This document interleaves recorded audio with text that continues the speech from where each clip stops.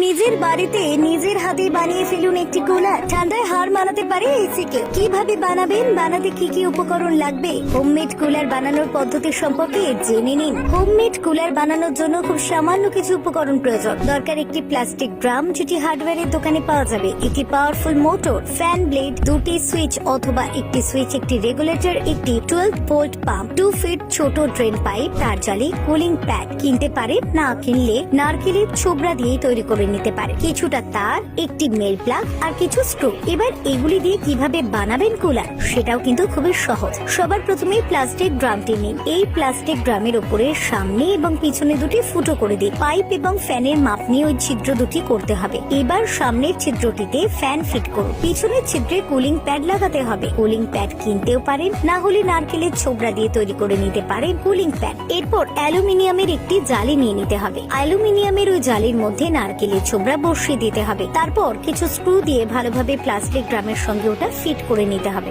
এরপর 12 volt pump এবং 2 foot ছোট ড্রেন পাইপ লাগিয়ে এবং একটি মেল প্লাগ সুইচ বোর্ডের মাধ্যমে প্লাস্টিক ড্রামটির সঙ্গে ফিট করে কুলারের মধ্যে জল দিয়ে চালাতে হবে এই কুলার। তাহলেই তৈরি হোমমেড কুলার। এরপরে আপনি উপভোগ করতে পারবেন ঠান্ডা ঠান্ডা বাতাস।